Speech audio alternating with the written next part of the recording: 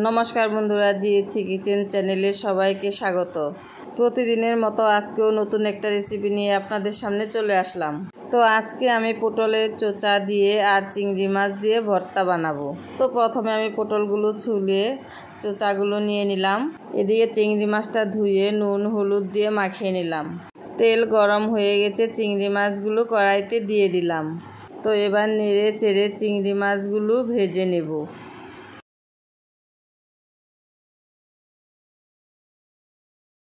চিংড়ি মাছগুলি ভাজা হয়ে গেছে, একটা পাত্রের মধ্যে তুলে নিচ্ছি।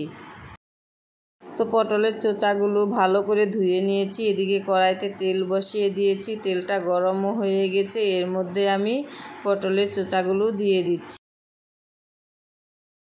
কয়েকটা কাঁচা লঙ্কা আর কয়েকটা শুকনো লঙ্কা দিয়ে দিলাম। যে যেরকম ঝাল খায় সেরকমই লঙ্কা দিবে। 1 চামচ লবণ দিয়ে দিলাম। লবণ দিয়ে নেড়ে চেড়ে সেদ্ধ হওয়ার জন্য আমি একটু জল দিয়ে দিলাম। তো চোচাটা ভালো মতো সেদ্ধ হয়ে গেছে, জলটাও শুকিয়ে গেছে। নেড়ে চেড়ে এর মধ্যে আমি চিংড়ি মাছগুলো দিয়ে দিলাম। চিংড়ি মাছগুলো দিয়ে আর একটু নেড়ে চেড়ে ভালো করে ভেজে নেব। তো ভাজা হয়ে গেছে, আমি এটা নামিয়ে নিলাম। তো এবার কড়াইতে রসুন, কালো জিরে আর লবণ দিয়ে একটু ভেজে নেব।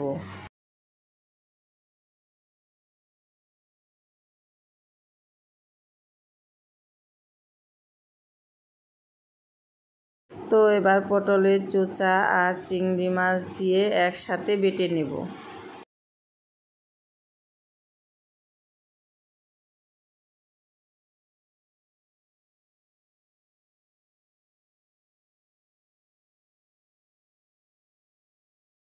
রসুন, কালো জিরে, লবণ একসাথে বেটে নেব।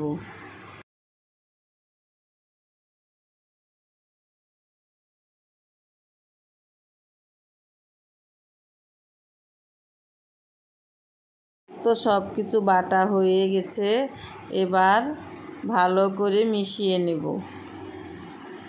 তো সব কিছু বাটা হয়ে গেছে, এবার একটা বাটির মধ্যে তুলে নিচ্ছি। তো বন্ধুরা, পটলের চোচা না ফেলে এইভাবে ভর্তা বানিয়ে খাবেন, খুব ভালো লাগবে।